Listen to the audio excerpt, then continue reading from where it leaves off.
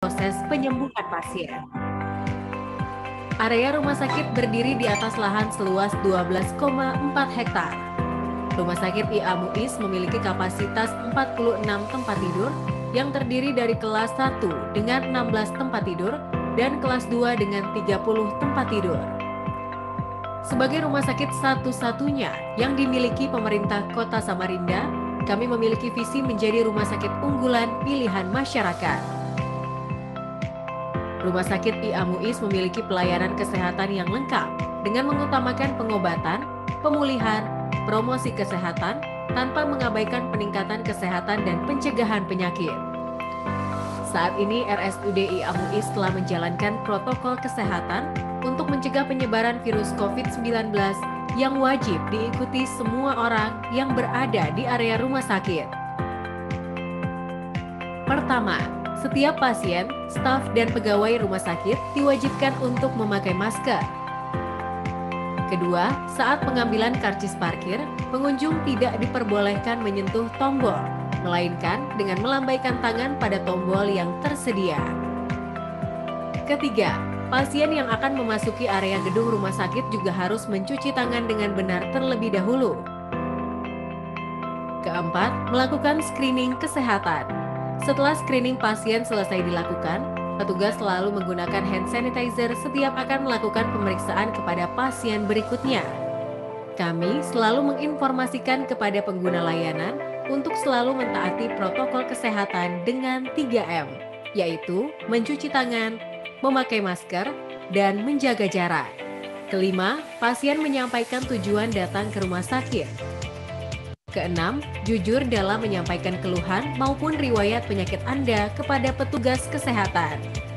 Dan terakhir, duduk dan antri sesuai dengan protokol kesehatan. Setiap tindakan yang dilakukan petugas selalu menggunakan APD level 1, 2, atau 3 sesuai dengan tindakan yang akan dilakukan. Dalam pelayanan medik, fasilitas yang disediakan oleh Rumah Sakit Umum Daerah Ince Abdul Muiz adalah pelayanan IGD atau instalasi gawat darurat yang dilengkapi fasilitas ambulans siaga selama 24 jam, pelayanan rawat jalan atau medical check-up, serta pelayanan rawat inap. Kemudian, kami juga menyediakan pelayanan medik berupa pelayanan bedah, pelayanan bersalin dan perinatologi, pelayanan intensif care unit, hingga pelayanan hemodialisa. Unit hemodialisa adalah unit instalasi yang melakukan proses pencucian darah bagi penderita disfungsi atau gangguan pada ginjal. Proses pencucian darah ditangani oleh dokter spesialis penyakit dalam dan perawat yang sudah terlatih. Untuk memenuhi kebutuhan masyarakat terhadap pelayanan kesehatan, kami juga dilengkapi dengan beberapa jenis pelayanan medik dengan polispesialis yang lengkap. Di antaranya, poliklinik penyakit dalam, poliklinik bedah, poliklinik kandungan dan kebidanan, poliklinik anak, poliklinik kulit dan kelamin, poliklinik syaraf, poliklinik bedah ortopedi, poliklinik jantung, poliklinik mata, poliklinik paru, poliklinik rehabilitasi medis, poliklinik patologi anatomi, poliklinik gigi, poliklinik VCT, poliklinik THT, serta poliklinik khusus. Selain itu, Rumah Sakit Umum Daerah Ince Abdul Muiz juga memiliki fasilitas penunjang pelayanan seperti farmasi, pelayanan gizi, pelayanan fisioterapi, kesehatan lingkungan, juga pelayanan pemulasaran jenazah. Rumah Sakit Umum Daerah Ince Abdul Muiz saat ini juga memiliki laboratorium yang didukung dengan peralatan yang canggih, serta telah terintegrasi dengan sistem informasi laboratorium. Terdapat dua jenis layanan laboratorium penunjang, yaitu lab patologi klinik dan patologi anatomi.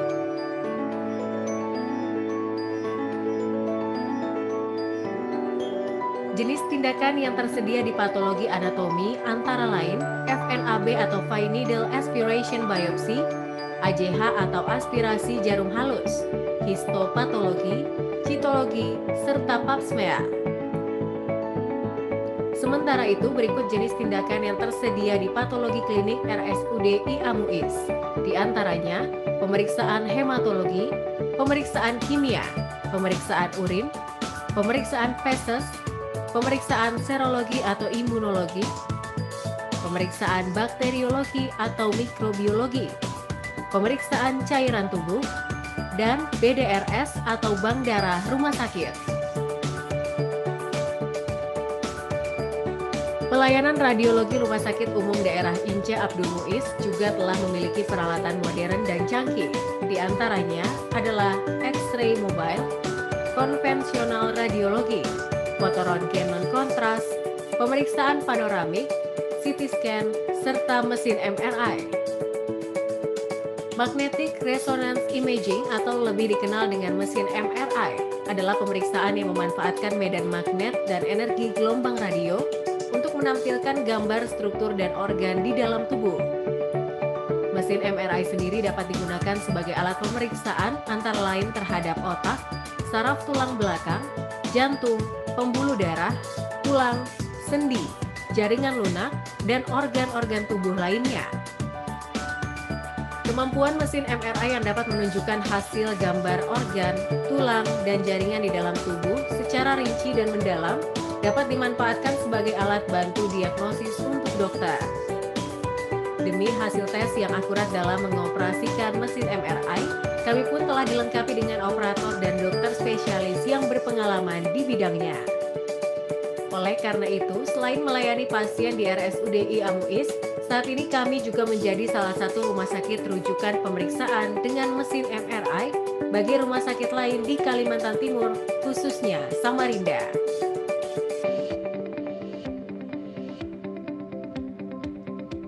Sebagai bentuk kepercayaan pemerintah terhadap Rumah Sakit Umum Daerah Ince Abdul Muiz, saat ini kami ditunjuk menjadi salah satu rumah sakit rujukan pasien COVID-19 untuk wilayah kota Samarinda dan beberapa kabupaten kota lainnya di Kalimantan Timur. Hal ini menunjukkan bahwa fasilitas dan pelayanan yang kami berikan telah sesuai dengan standar yang ditetapkan oleh pemerintah.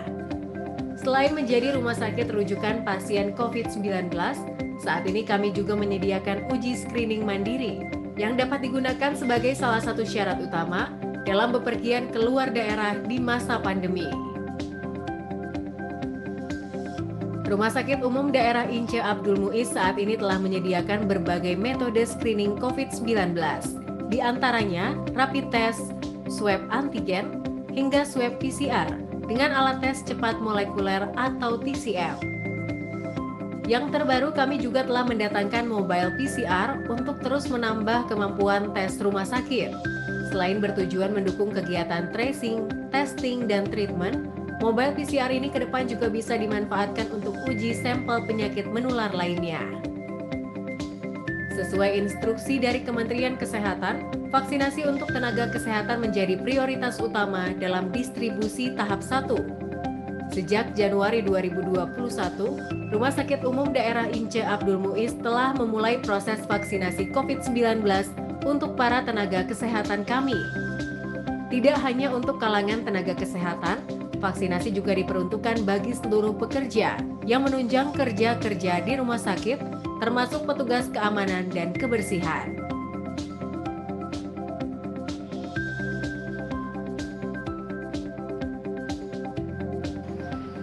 Saya Sarifah Rahimah, Direktur Rumah Sakit Umum Daerah Ince Abdul Muiz, Kota Samarinda. Di tengah pandemi COVID-19 ini, kesadaran akan kesehatan begitu penting. Selama situasi pandemi, kami dari RSUD Ince Abdul Muiz memiliki standar prosedur operasional yang memastikan keamanan bagi semua orang, sehingga masyarakat akan mendapatkan kenyamanan dan keamanan pada saat berobat di Rumah Sakit Ince Abdul Muiz. Mari bersama-sama kita patuhi protokol kesehatan dengan selalu melaksanakan 3M dan 1C. 1. Memakai masker. 2. Mencuci tangan. Dan yang ketiga, menjaga jarak. serta jangan lupa untuk mencegah kerumunan. Rumah Sakit Ince Abdul Muiz, Kota Samarinda. Kami peduli kesehatan Anda. Sejak berdiri pada 2007, Rumah Sakit Umum Daerah Ince Abdul Muiz memberikan pelayanan kesehatan akan semakin bermakna jika semakin banyak manfaat yang akan kami berikan bagi masyarakat, bangsa, dan negara Indonesia tercinta. Rumah Sakit Umum Daerah Ince Abdul Muiz, kami peduli kesehatan Anda. Salam perubahan.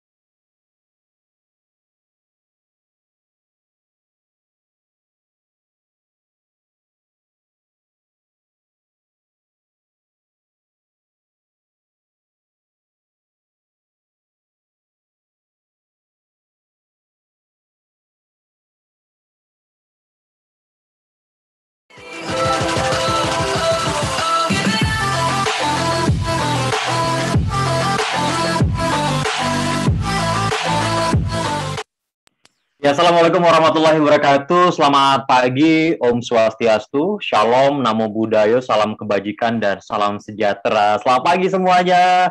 Wah, senang sekali pagi ini sudah pada join semua di Zoom meeting, dan juga ada beberapa teman-teman yang sudah join melalui media sosial, baik di Facebook dan juga Instagram, di pemerintah Kota Samarinda, kemudian juga yang sudah bergabung melalui YouTube channel di Diskominfo Kota Samarinda. Pagi ini seperti biasa saya ingin mengawali dengan dua pantun yang sudah saya siapkan.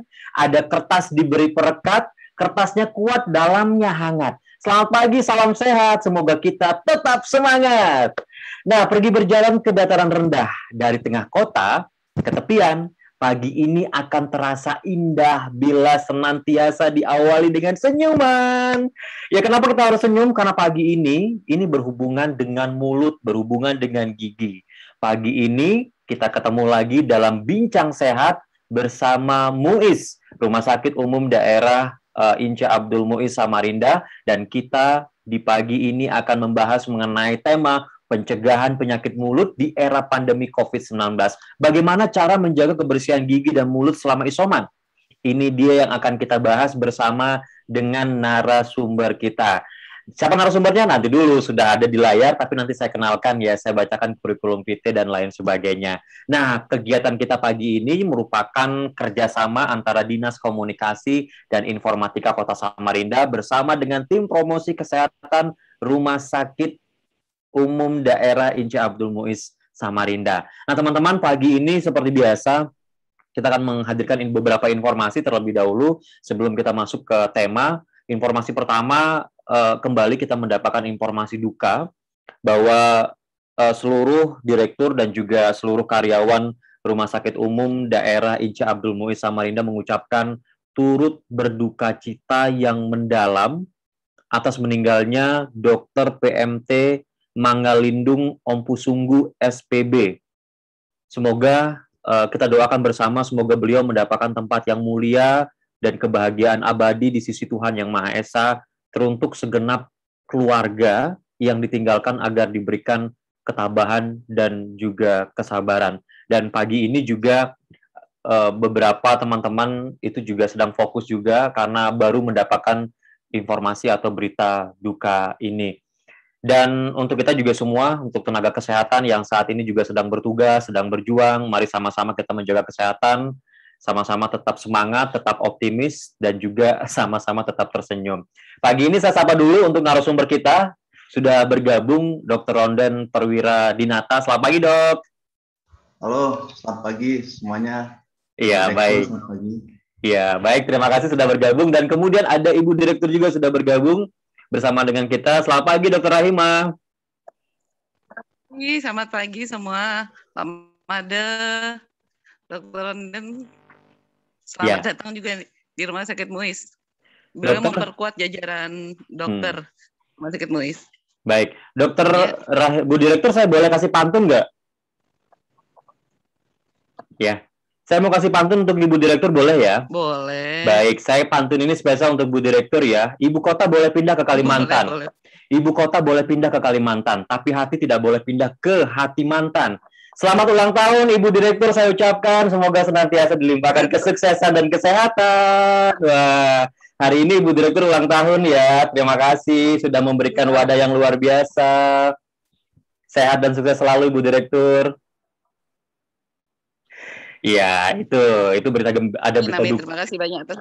Terima kasih. Dan pagi ini teman-teman yang sudah bergabung, baik yang ada di Samarinda maupun yang ada di luar kota Samarinda, karena kegiatan kita ini tidak hanya disaksikan oleh masyarakat kota Samarinda, tapi juga masyarakat Kalimantan Timur dan masyarakat Indonesia. Kenapa saya katakan masyarakat Indonesia? Di sini saya lihat ada beberapa sahabat saya juga, Dr. Rahima, seperti misalnya Dr. Nyoman Rainugraha ini, posisinya saya nggak tahu di Bandung atau di Bali. Beberapa teman-teman yang lain juga berasal dari beberapa daerah di Indonesia. Selamat bergabung juga ya. Nah, pagi ini seperti informasi yang saya sampaikan di awal, bahwa kita akan membahas mengenai tema pencegahan penyakit mulut di era pandemi COVID-19. Bagaimana cara menjaga kebersihan gigi dan mulut selama isoman?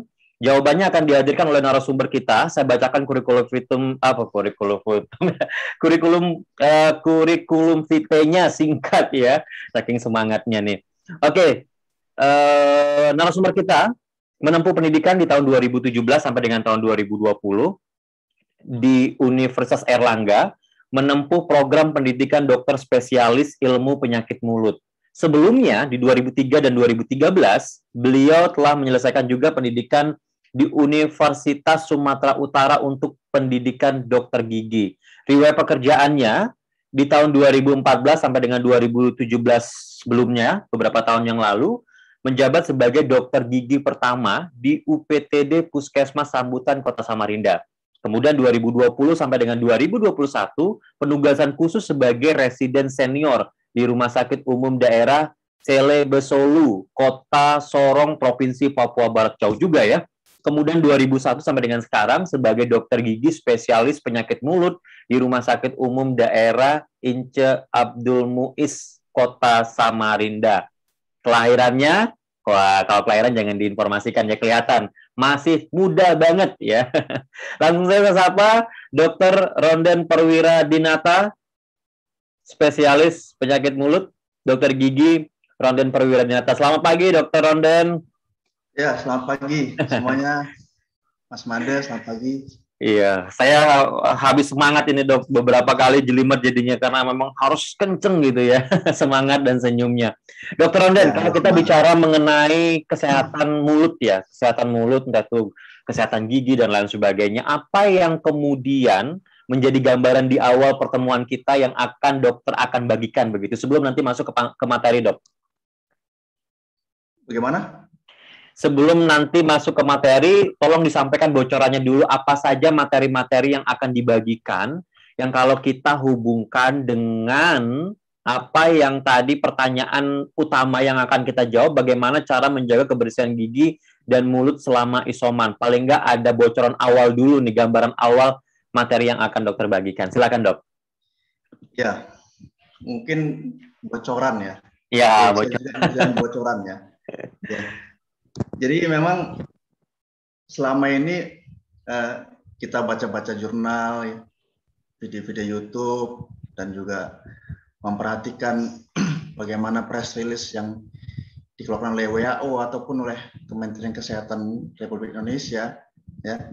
Jadi mungkin yang menjadi bocoran adalah bahwa rongga mulut itu bisa jadi jalan masuk ternyata, ya. Jadi rongga mulut, tempat yang mungkin paling kecil ya dari tubuh kita, itu bisa jalan masuk untuk virus. Jalan masuk untuk virus, tempat dia melekat, tempat dia untuk mereplikasi, dan bisa juga untuk transmisi. Nah, kira-kira seperti itulah bocorannya ya. Nanti mungkin bisa didiskusikan lebih lanjut ya.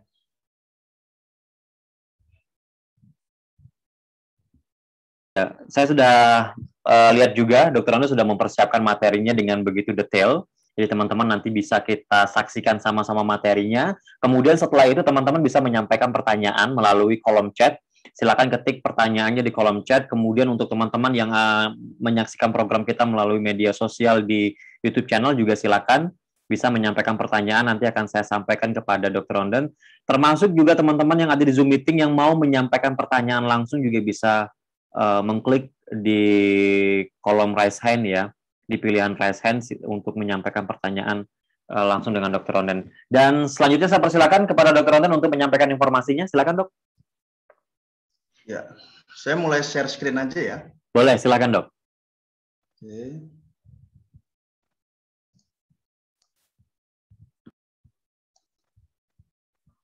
Oke, sudah bisa dilihat ya? Sudah. Sudah ya? Sudah, Dok. Silakan, Dok. Baik, selamat pagi, salam sejahtera untuk kita semua. Terima kasih untuk Diskominfo dan terima kasih untuk Rumah Sakit Umum Daerah Inci Abdul Muiz, khususnya Ibu Direktur yang memberi kesempatan.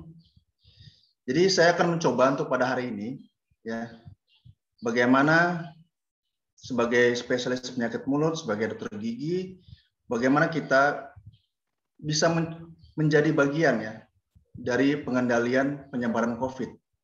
Ya, baik, kita lanjut saja.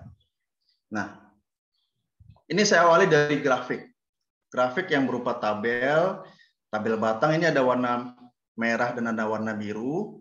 Ya, yang warna merah ini adalah pasien-pasien yang mengatakan ya, yang warna biru adalah pasien-pasien yang mengatakan tidak. Nah, ini adalah daftar manifestasi apa saja yang bisa ada di dalam rongga mulut pasien yang terindikasi, entah itu pemeriksaan dengan menggunakan swab antigen, PCR, ataupun memang dengan gejala-gejala yang sudah dialami pasien sehingga pasien itu harus isoman atau dia menjalani perawatan di rumah sakit. Ya, tapi perlu digarisbawahi, tidak semua pasien yang terinfeksi oleh COVID bisa mengalami ini. Bisa ya, bisa tidak. Bisa salah satu, bisa semuanya. Ya. Jadi gambaran ini, manifestasi ini bisa terjadi ketika, selama, dan setelah pasien itu terinfeksi. Ya. Jadi ini bisa dikatakan jadi pertanda awal atau juga masuk di dalam gejala COVID, ataupun bisa juga pada memang manifestasi setelah penyembuhan COVID. Ya, oke. Jadi yang paling pertama itu adalah gingival bleeding, ya, perdarahan pada gusi. Itu sebanyak 6,9%, ya. Kemudian selanjutnya tongue redness, kemerahan pada lidah, 5,2%.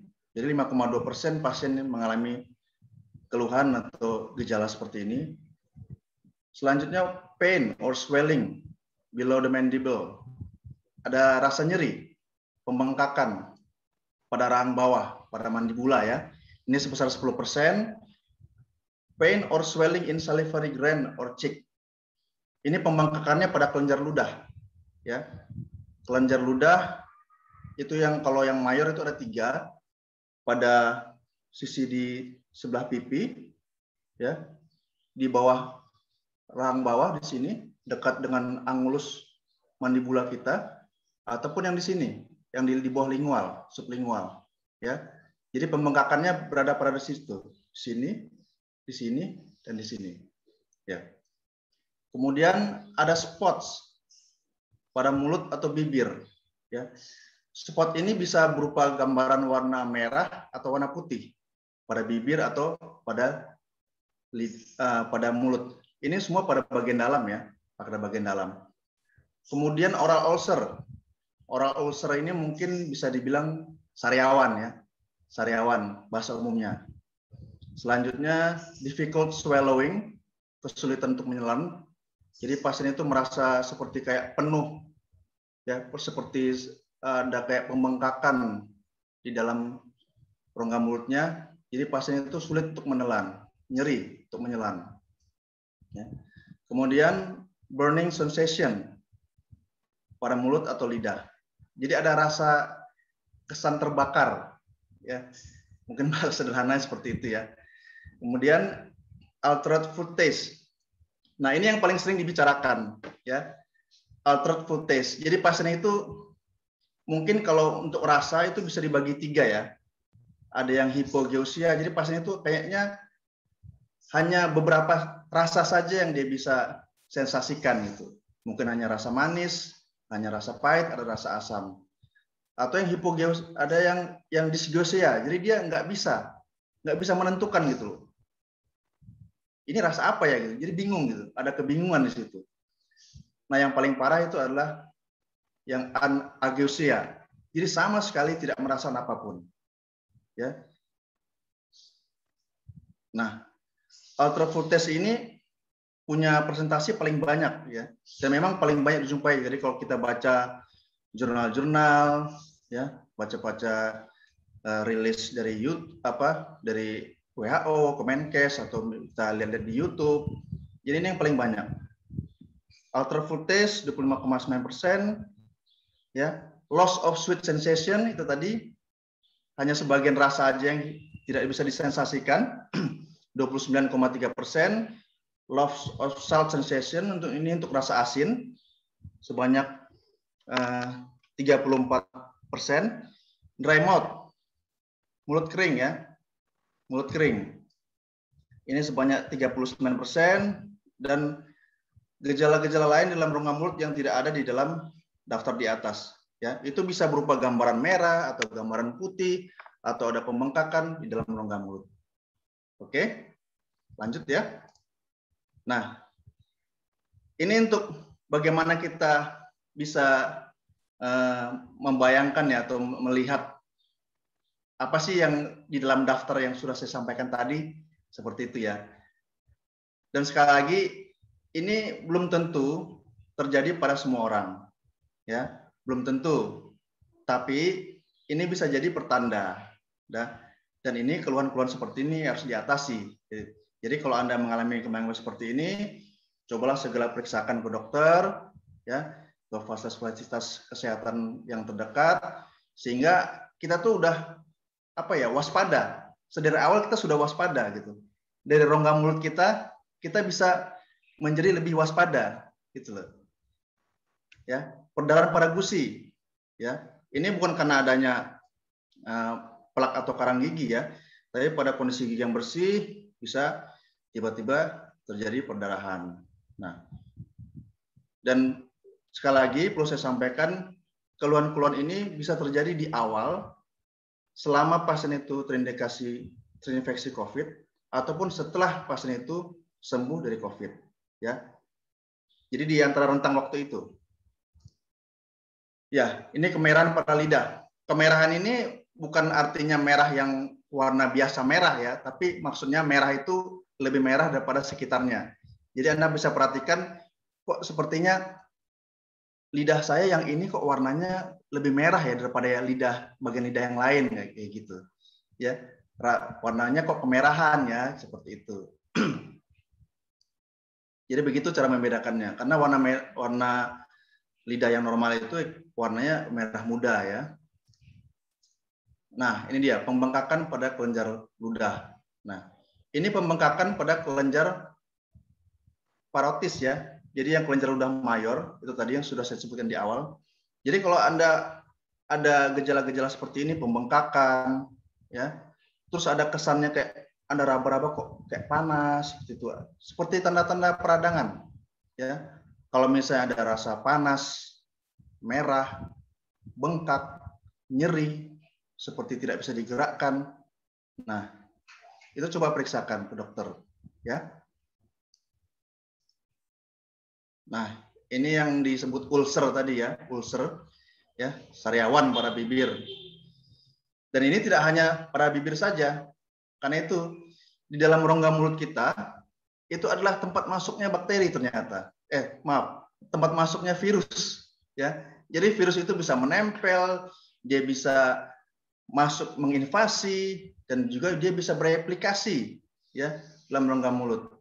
Jadi memang sangat penting sekali, ya.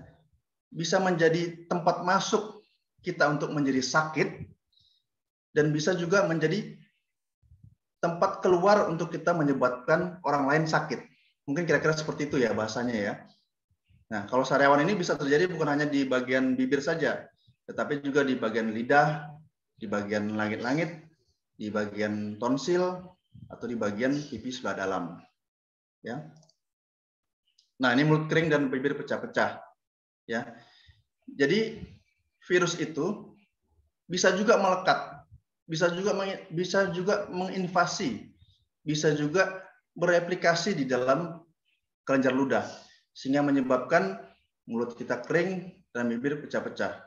Dan ini sungguh kondisi yang nggak baik ya, karena kita tahu ludah itu sendiri saliva, ya, bahasa ya Latinnya, itu untuk melubrikasi rongga mulut, sehingga kalau kita berbicara, kita mengunyah makanan, ya, kita tidak akan mengalami kesulitan. Tapi kalau dalam kondisi mulut kering, kalau kita mau berbicara ataupun kita mau mengunyah makanan, pasti akan mengalami kesulitan.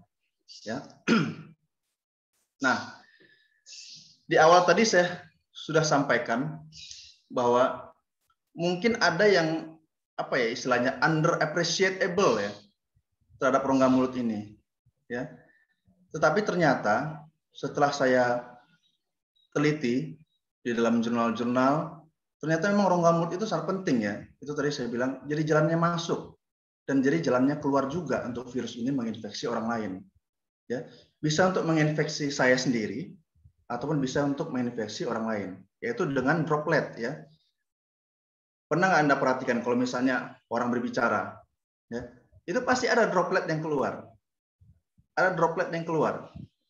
Nah, droplet itu kalau masuk ke dalam hidung Anda atau masuk ke dalam mulut Anda atau melalui tangan Anda terus Anda menyentuh daerah sekitar mulut atau hidung, ya. Nah, itu sudah masuk, dia sudah. Itulah makanya kita perlu menggunakan masker, ya. Dan sekali lagi saya tekankan, masker ini penting untuk semua. Karena di dalam mulut itu ada reseptor. Reseptor yang mempersilahkan virus itu untuk masuk, untuk melekat. Dan ini berlaku untuk semua. Untuk laki-laki, untuk perempuan, untuk semua, ya, tanpa terkecuali. Ya, jadi memang tubuh kita sudah diciptakan sedemikian rupa, ya. Dia punya reseptor-reseptor, dia punya tempat perlekatan untuk virus, ya. Jadi virus itu bisa melekat di reseptor itu. Dan ini tanpa pengecualian. Tidak ada pengecualian. Anak-anak, dewasa, orang tua, semuanya, semua suku, semua bangsa, nggak ada pengecualian. Ya, itu makanya kita penting untuk melindungi diri kita sendiri. Penting untuk melindungi orang lain juga. Kan kalau ada itu banyak baliho tuh, maskermu melindungiku. Kan maskermu melindungiku, maskerku melindungimu. Seperti itu ya. Nah, ternyata tuh fungsi seperti itu. Jadi kita bisa melakukan droplet. Nah, droplet itu pun bisa evaporasi di udara. Jadi kandungan airnya itu bisa memuai dan tinggal partikel virusnya, dan itu dia bisa terbang-terbang di udara gitu loh. Itulah makanya kita perlu pakai masker. Yang tadinya bentuknya droplet, dia bisa berubah menjadi nuklei. Itu dia. Ya. Jadi sangat penting untuk pakai masker, untuk menjaga jarak, untuk menghindari kerumunan. Ya. Nah, masker-masker yang dianjurkan itu bisa berupa N95, dan ini yang dianjurkan oleh CDC ya, Center for Disease Control, ya, ataupun masker-masker disposable yang selama ini sudah kita kenal dan saya lihat banyak sudah masyarakat yang pakai ini ya. Ini sudah banyak yang memproduksi. Atau mungkin yang terbaru, ini yang sudah diberikan standarisasi oleh BSN, ya, setahu saya. Jadi BSN itu mengeluarkan standarisasi untuk masker-masker di masa pandemi ini. Nah, mereka mengeluarkan 3 jenis tipe, ada A, B, dan C. Tapi yang dianjurkan untuk pandemi itulah yang tipe C. Jadi filtrasinya itu lebih daripada 60%. Ya, mungkin ini sudah pada dengar ya teman-teman ya. Dan BSN itu memberikan sertifikasi untuk masker ini. Ya, jadi memang benar-benar aman lah seperti itu ya. Nah, selain penggunaan masker, ada juga obat kumur dan pasta gigi ya. Jadi sebagai dokter gigi ya pasti nggak lepas lah dari obat kumur dan pasta gigi ya.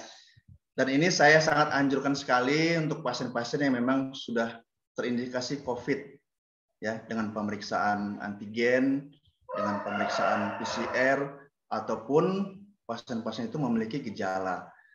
Karena ada beberapa kasus setelah diperiksa swab antigen, setelah diperiksa PCR negatif, tetapi gejalanya ada gitu ya. Jadi maksudnya ya tetap patokannya kita ke gejala tubuh kita seperti itu ya. Obat kumur yang dianjurkan ini pasti sudah pada tahu semua dan ini sudah sangat-sangat lama sekali digunakan ya. Jadi penggunaan yang dianjurkan adalah povidone iodin dengan konsentrasi 0,5 sampai 1,5% ya. Tapi yang beredar di pasaran rasa saya yang hanya 1% ya. Mungkin kalau di luar negeri mungkin ada yang 1,5%. Mengapa saya bikin rentang seperti ini? Karena ini yang aman ya, relatif aman. Tetapi bukannya tidak memiliki reaksi yang efek samping ya. Jadi ini perlu diketahui juga karena povidone iodin ini bisa menyebabkan reaksi hipersensitif. Ya, ada penelitiannya sekitar 0,4% dari populasi itu bisa menimbulkan reaksi hipersensitif, alergi ya pada penggunanya, ataupun pada pasien-pasien yang punya gangguan di tiroid, ya entah itu hipotiroid atau hipertiroid. Jadi ini tidak semuanya aman ya, tidak seluruhnya bisa dipakai oleh semua khalayak ramai ya. Ini sengaja saya blur karena ya saya tidak mempromosikan ataupun dibayar untuk menampilkan ini ya. Tapi karena ini masa pandemi dan saya merasa perlu, jadi kita tuh bisa tahu gitu loh, apa sih produknya gitu. Tapi selain daripada ini silahkan ya. Obat kumur apapun itu yang mengandung povidone iodin konsentrasi 0,5 sampai 1,5% ya. Kalau Anda tidak memang alergi terhadap obat ini, kalau Anda memang tidak mempunyai gangguan tiroid atau dalam keadaan hamil menyusui, silakan digunakan ya. Jadi ini bisa menurunkan viral load, bisa menurunkan jumlah bakteri di dalam jumlah virus di dalam rongga mulut Anda ya. Seperti itu. Dan ini sudah terbukti secara klinis. Untuk yang kedua, ini yang mungkin agak jarang ya, dan saya rasa ini produknya nggak ada di Indonesia ya, tapi nggak tahu kalau sekarang. Itu obat kumurnya mengandung hidrogen peroksida, konsentrasi 1,5%.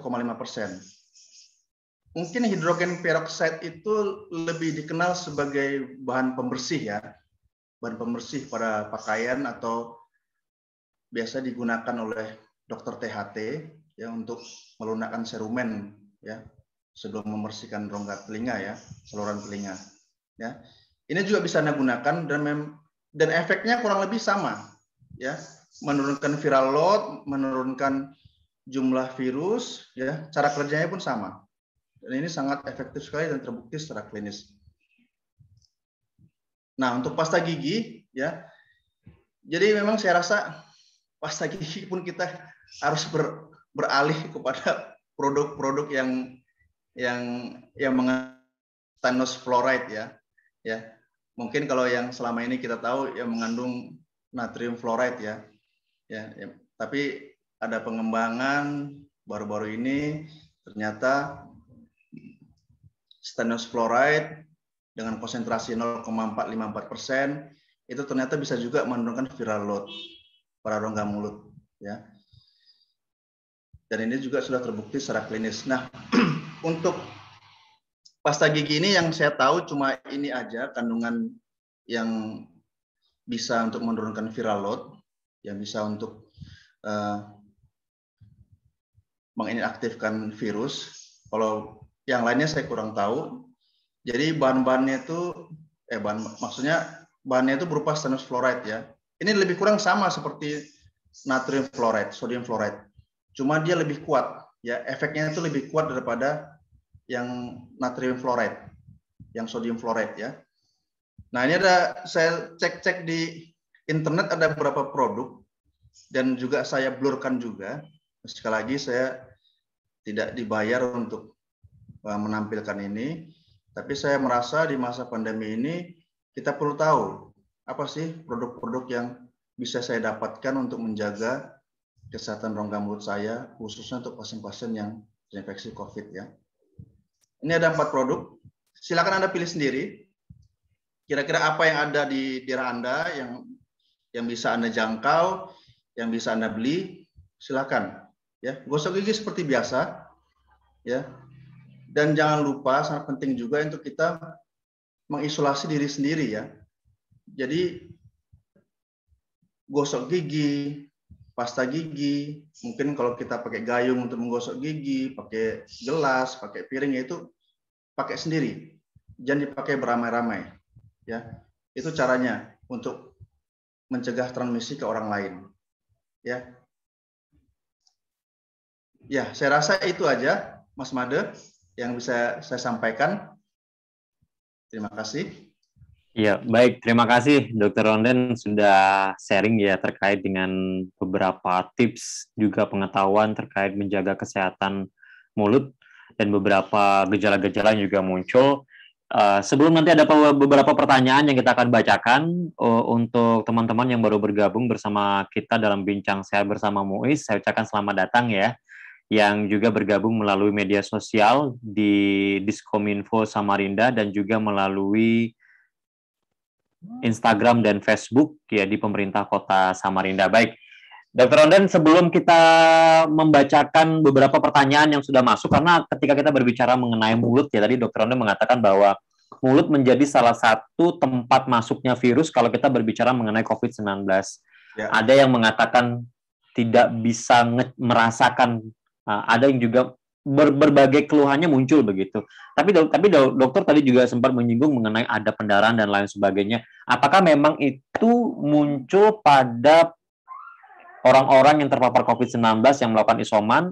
Apakah pada semua kasus muncul atau ada kasus-kasus tertentu? Nanti kita akan jawab mengenai hal tersebut. Dan kita sebelum masuk kepada materi, kita akan lihat dulu, kita akan putarkan terlebih dahulu satu video yang sudah disiapkan oleh teman-teman Diskominfo untuk ditayangkan. Setelah itu kita akan kembali untuk membahas mengenai beberapa pertanyaan yang masuk. Kita saksikan dulu videonya berikut ini. Semangat baktimu, hai anak negeri, pertiwi memanggil. Assalamualaikum warahmatullahi wabarakatuh. Saya Dr. Didi Nurwidiantoro, spesialis bedah mulut. Di sini saya mewakili Poli Gigi Rumah Sakit Ince Abdul Muiz, mau memperkenalkan pelayanan Poli Gigi di Rumah Sakit Abdul Muiz. Di sini kita ada beberapa tenaga dokter gigi spesialis dan dokter gigi umum. Jadi untuk penanganan kasus-kasus kelainan di bidang gigi dan mulut, insya Allah bisa semua tertangani karena kita sudah lumayan lengkap untuk dokter gigi spesialisnya. Nah, di sini kita ada dokter gigi spesialis kawat gigi.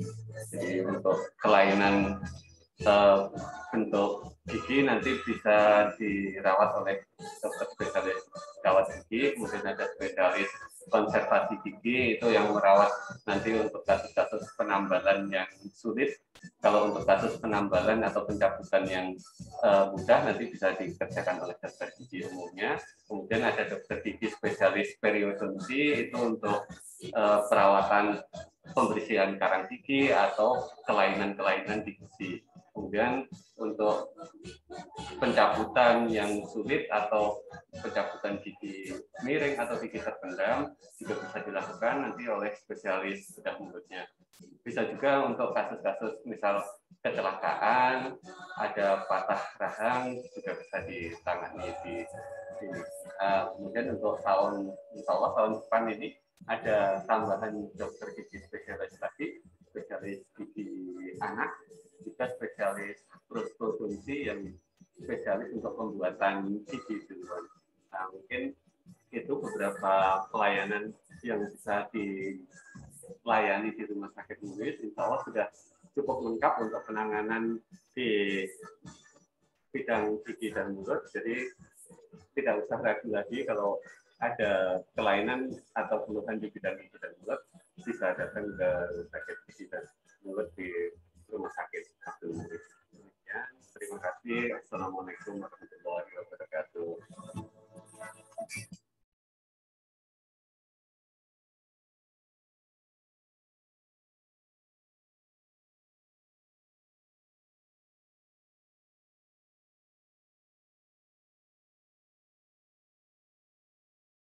Menghadapi perkembangan COVID-19 yang semakin meningkat.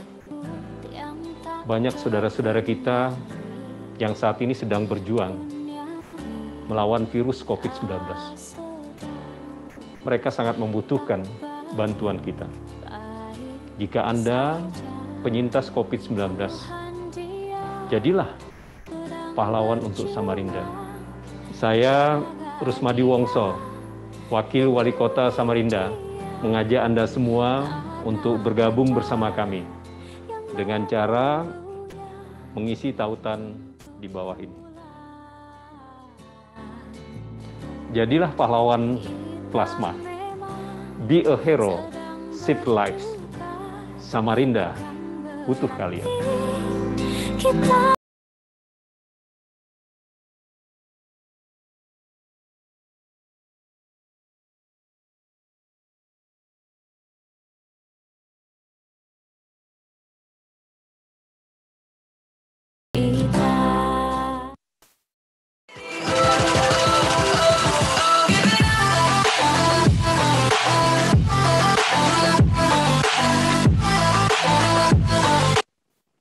Terima kasih Anda masih bersama kami dalam Bincang Sehat bersama Muiz, dan kita masih membahas mengenai tema yang kita bahas pagi ini terkait dengan tema kita pencegahan penyakit mulut di era pandemi COVID-19, bagaimana cara menjaga kebersihan gigi dan mulut selama isoman. Tadi sudah kita dengarkan ya, Dokter Gigi Ronden Perwira Dinata sudah menjelaskan terkait dengan apa sih yang harus kita lakukan dan apa sih yang harus kita ketahui ketika kita mencegah penyakit mulut di era pandemi COVID-19. Ada beberapa pertanyaan yang ingin saya sampaikan kemudian kepada Dr. Ronden. Yang pertama, Dok, sebelum saya bacakan pertanyaan di kolom chat dan juga beberapa pertanyaan yang masuk di media sosial begitu, saya ingin nanya begini, Dok. Tadi dokter mengatakan ada pendarahan pada gusi, selain juga kehilangan pengecapan begitu, Dok ya. Apakah memang terjadi kasus-kasus seperti itu pada pasien-pasien isoman atau pasien yang terkonfirmasi COVID-19, Dok? Selain hilangnya pengecapan, Dok? Ya, tidak semua ya. Jadi yang saya tampilkan di dalam slide itu adalah berdasarkan hasil observasi yang dilakukan pada pasien-pasien yang terindikasi COVID. Setelah dia terindikasi, ya, ataupun dia menjalani isoman, rawat inap, ataupun setelah sembuh dari COVID, ya, gejala-gejala itu akan muncul, tapi tidak semua. Ya kan tadi ada banyak ya, ada banyak tanda-tandanya. Itu bisa salah satu, bisa semuanya, atau bisa tidak sama sekali, gitu loh.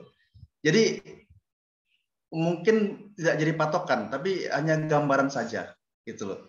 Jadi kalau Anda mengalami tanda-tanda seperti itu, ya itu memang bisa jadi penegakan diagnosis. Ya mungkin kayak gitu ya, penegakan diagnosis kalau memang Anda itu terinfeksi COVID, ya. Tapi yang itu tadi saya tekankan, ini enggak terjadi pada semua orang, ya. Jadi dari 100 orang, 30%, dan 30% itu di breakdown menjadi semua yang saya sampaikan tadi. Nah, Mengapa bisa terjadi pada gusi, perdarahan pada gusi, dan bukan hanya gusi ya, mungkin ini agak teknis ya, saya coba menjelaskan. Jadi pada gusi, pada lidah, dan pada langit-langit, itu sangat banyak sekali reseptornya. Ya, sangat banyak sekali reseptornya. Artinya apa? Banyak tempat untuk virus itu melekat, banyak tempat untuk virus itu menginfeksi, banyak tempat untuk virus itu bereplikasi.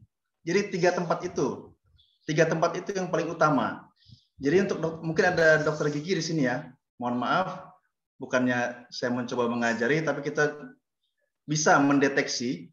Ya, jadi kita bisa lebih aware ya, bisa lebih aware terhadap pasien-pasien kita, dan kita juga bisa menyampaikan sama pasien-pasien kita gitu loh. Ya. Pada gusi, pada gingiva, pada palatum, mohon maaf, pada langit-langit keras, pada palatum durum, ya, dan juga pada lidah di permukaan dorsal, di apa nih, permukaan yang terlihat ya, itu permukaan dorsal.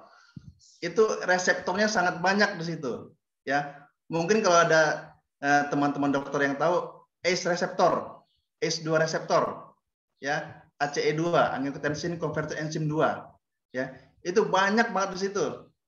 Jadi kalau tempatnya banyak, otomatis virus itu bisa masuk ke situ, masuknya jumlahnya banyak, bisa menginvasi, dan juga dia jadi bisa bereplikasi. Nah, itu. Jadi tempat-tempat seperti itu. Nah, kalau virus itu sudah masuk, virus itu sudah menginfeksi, dia bereplikasi, nah imun tubuh kita itu akan aktif. Ya, imun tubuh kita itu akan aktif. Aktifnya itu untuk melakukan apa? Untuk melakukan yang namanya reaksi peradangan, inflamasi ya. Jadi mungkin pernah juga ada yang mendengar seperti kayak cytokine storm ya. Mungkin ada yang pernah mendengar ya cytokine storm gitu ya. Jadi cytokine itu apa sih? Itulah agen-agen yang untuk menyebabkan inflamasi. Jadi inflamasi itu fungsinya penting. Fungsinya penting. Jadi kalau ada bahan-bahan asing masuk, entah itu bakteri, entah itu parasit, entah itu virus, ya, benda-benda asing masuk dalam tubuh, ya, ini imun tubuh kita kan aktif, ya, menyebabkan sitokin tadi itu akan bereaksi. Jadi menangkap patogen-patogen itu, benda-benda asing itu, virus itu, ya, sehingga menyebabkan gejala-gejala yang tadi saya sampaikan tadi, ya, perdarahan, ya. Karena kalau pada rongga mulut itu kan ada juga pembuluh darah, ya. Nah, sitokin itu juga bisa reaksi imun itu juga bisa menyebabkan pelebaran pada pembuluh darah. Ya, bisa menyebabkan vaskulitis juga. Vaskulitis itu maksudnya peradangan pada pembuluh darah di gusi ya. Ini cerita di gusi biar nyambung ya. Jadi darah itu bisa keluar dari pembuluh darah. Ya. Jadi pembuluh darahnya bisa melebar, jadi merenggang, jadi kayak ibaratnya kayak kain. Kain kan kalau kita tarik merenggang ya. Jadi kan pori-porinya jadi lebih besar ya. Bener ya? Nah, itu kan jadi bisa keluar masuk. Jadi darah itu bisa keluar dari pembuluh darahnya. Nah, seperti itu. Selain itu juga terjadi vaskulitis, ya. Jadi kayak apa namanya?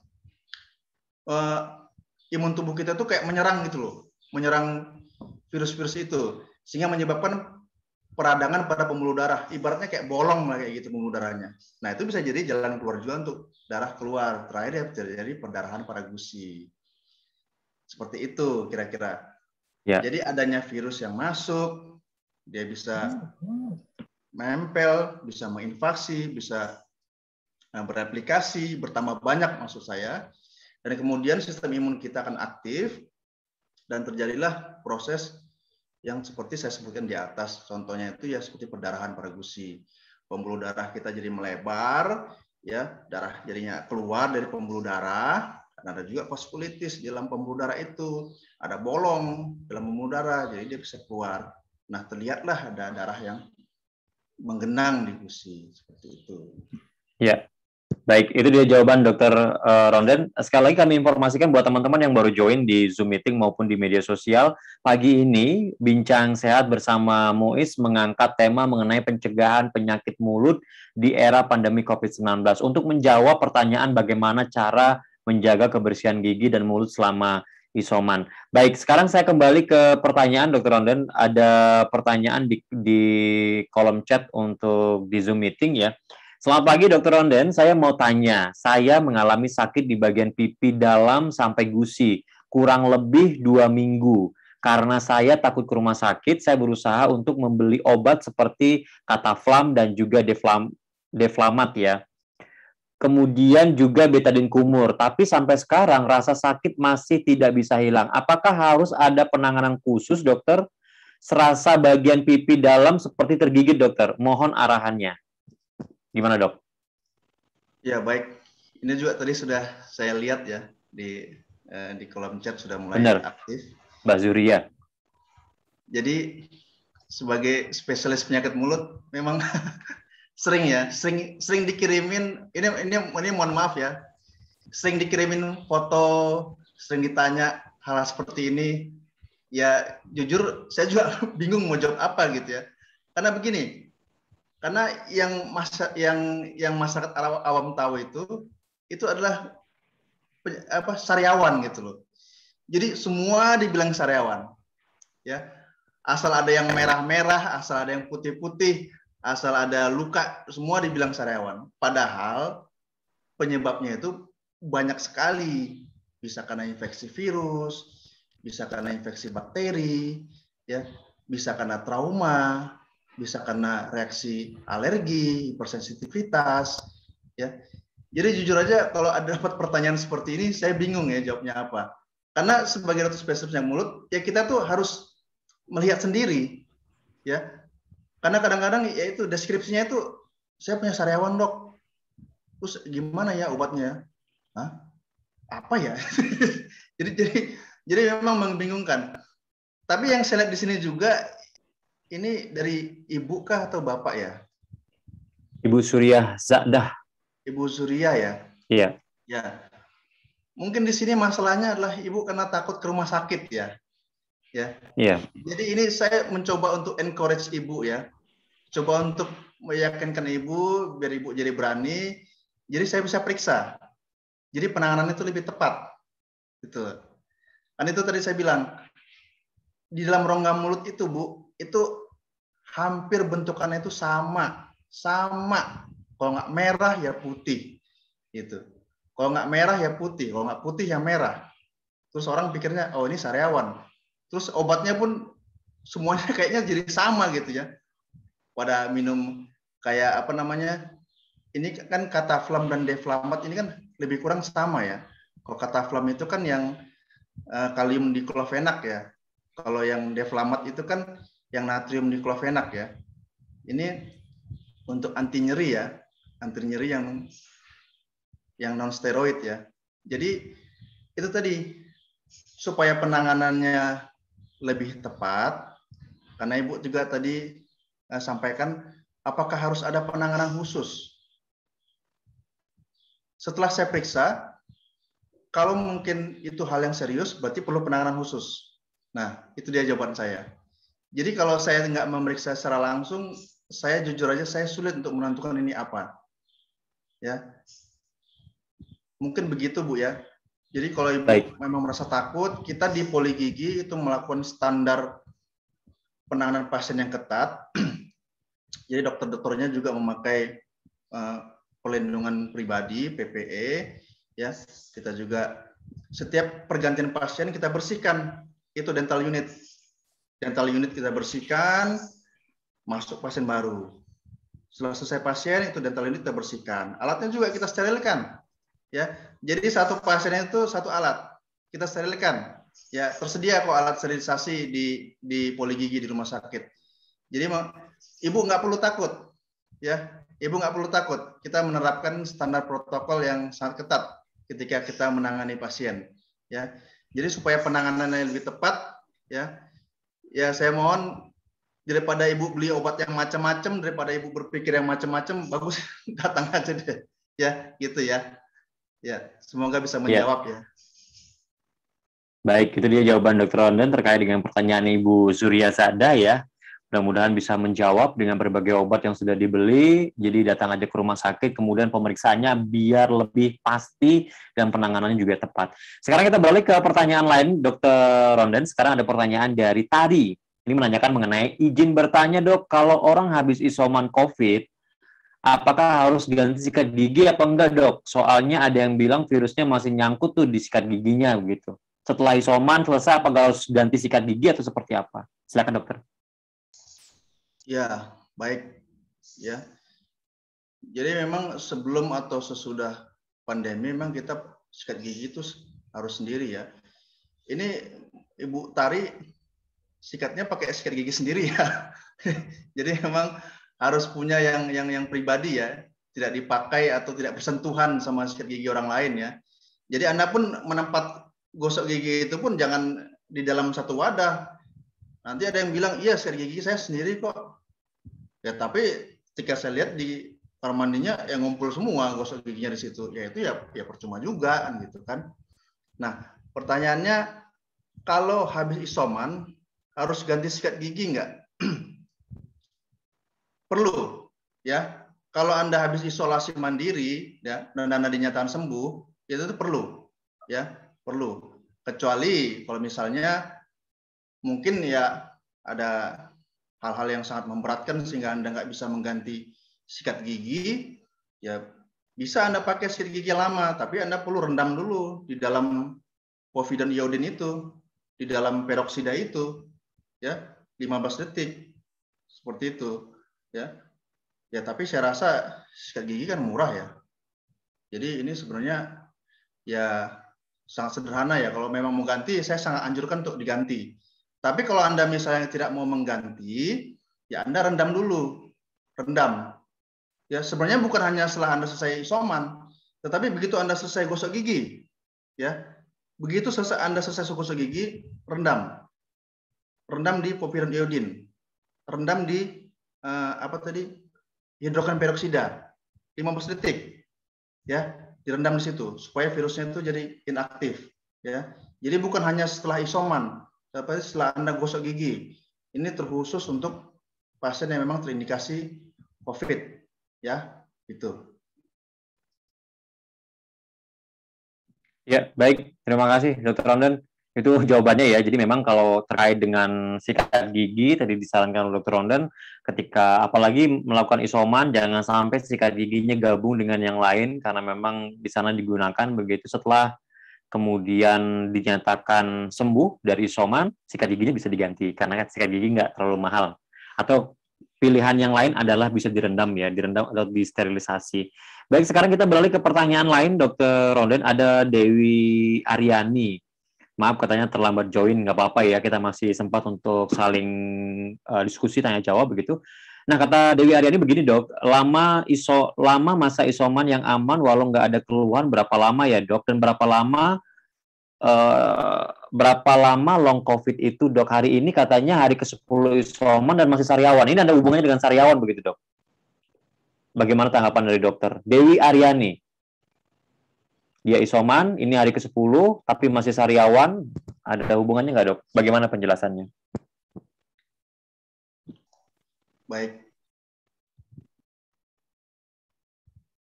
Masa isoman yang aman walau nggak ada keluhan, ya. Jadi mungkin yang perlu kita perhatikan ya dan perlu garis bawahi, memang selama ini standar-standar yang ada, ini menurut saya ya, standar-standar yang ada itu tidak bisa menjadi patokan yang mutlak, ya. Jadi kita kayak menerima bulat-bulat gitu nggak bisa, gitu loh. Karena setiap hari ada perubahan gitu loh. Ya tapi amannya kita update saja, ya. Kalau setahu saya yang terakhir itu kalau nggak salah 2 minggu ya, tapi mungkin nanti ada talk show lain ya dengan dokter lain yang bisa menjelaskan masa isoman yang aman ya, masa isoman yang aman. Tapi yang mungkin saya tahu itu mungkin sekitar 2 minggu ya, setelah Anda nggak ada mengalami keluhan ya, seperti itu. Kemudian Hari ini saya hari ke-10 isoman dan masih sariawan. Nah, itu dia yang tadi saya sampaikan. Jadi sariawan itu bisa terjadi di fase akut, di fase ketika Anda baru terinfeksi, ketika Anda baru terindikasi COVID, ataupun setelah Anda dinyatakan sembuh COVID, gitu loh. Ya, ini yang perlu saya ulangi lagi ya.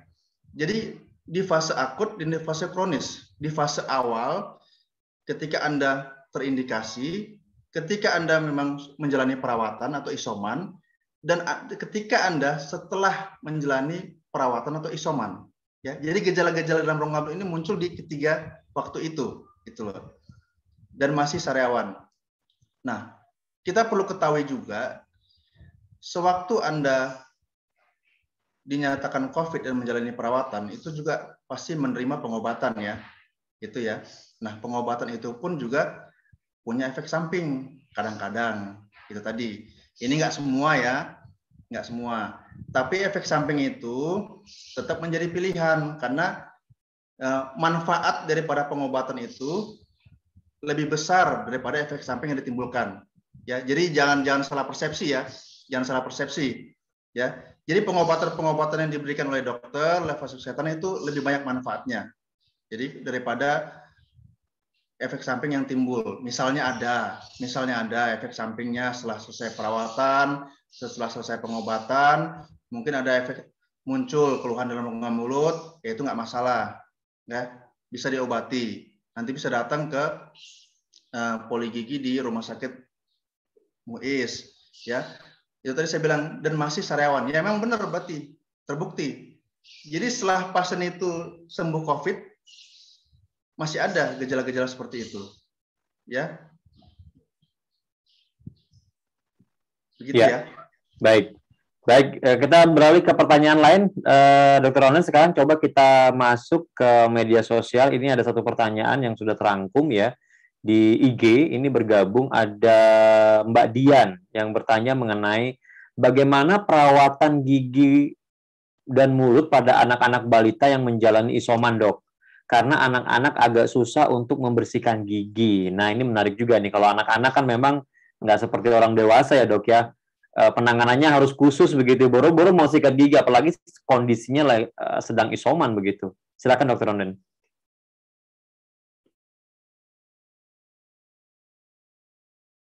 Masih di mute, Dok? Orang tuanya ya? Ini sepertinya juga anak-anaknya juga masuk, Dok. Oh, anaknya juga terindikasi COVID ya? Iya. Oke. Ya. Untuk anak-anak, ya, anak-anak dalam arti ini yang berusia setahu saya itu berusia 20 tahun ya, itu dikatakan anak-anak, ya, children ya. Khusus pada anak-anak, gejala COVID pada rongga mulutnya itu sangat kecil, ya, sangat kecil. Dan anak itu sendiri pun setahu saya itu persentasenya untuk terkena COVID sangat kecil, ya, mungkin hanya sekitar mungkin 1% mungkin, ya 1%, ya. Tapi nanti mungkin ada dokter lain yang bisa menjelaskan lebih, dokter anak ya bisa menjelaskan. Nah, khusus untuk rongga mulutnya, balik ke reseptor tadi. Rongga mulut yang memiliki reseptor untuk perlekatan COVID itu memang jumlahnya juga sedikit, ya. Itulah alasannya mengapa anak-anak itu tidak banyak yang terinfeksi COVID gitu ya. Karena memang reseptor dalam rongga mulutnya, tempat pelekatan virus di dalam rongga mulutnya itu sedikit, ya. Ya syukurnya seperti itu ya, syukurnya seperti itu. Dan gejala-gejala yang ditimbulkan juga sangat minim ya, yang gitu. Karena alasan itu tadi, reseptornya jumlahnya sedikit, jadi pelekatan virusnya juga sedikit. Nah, seperti itu. Dan biasanya kalau anak-anak itu pasti tertular dari orang tuanya. Ya. Jadi nggak mungkin anak-anak menularkan sama orang tuanya. Nah, untuk cara membersihkannya, untuk cara memelihara rongga mulut pada anak-anak, ya, itu bisa dibantu dengan kita menggunakan apa ya, kayak cotton bud, ya, atau mungkin sempol yang dibikin sendiri, terus kita basahkan ke obat kumur tadi, ya, terus kita ulasi, kita basahkan ke seluruh rongga mulut. Tipis-tipis saja, jangan sampai menetes ya. Jadi cotton bud atau sempol ya, apa ya namanya di sini. Jadi Anda ambil kayak lidi, terus bikin kapas di ujungnya, dibuntel-buntel kapas, ya, terus basahkan dengan porfirin iodin tadi, tapi jangan sampai terlalu basah sekali. Terus Anda ulasi di rongga mulutnya, ya, jangan sampai menetes. Ketika Anda basahkan, coba angkat. Netes nggak itu caranya? Kalau netes ya berarti berlebih. Cukup basahkan saja. Setelah itu diulasi semua, ya, ke bagian pipi, lidah, ke bibir bagian dalam, ya, ke langit-langitnya, ya, ke dasar mulutnya juga, semua, ya.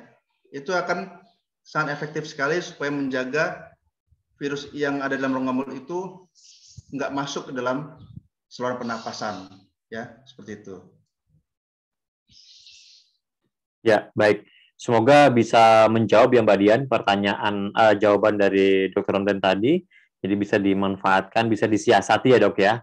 Sekarang kita beralih Dok ke pertanyaan lain nih Dok. Masih ada beberapa pertanyaan di media sosial yang sudah terangkum juga. Ini terkait dengan berapa kali sebenarnya dokter frekuensi yang dianjurkan untuk kumur mulut dalam sehari Dok. Baik itu untuk pencegahan atau untuk yang lagi isoman atau yang pasca melakukan isoman, dokter. Oke. Yang dianjurkan ya, yang dianjurkan.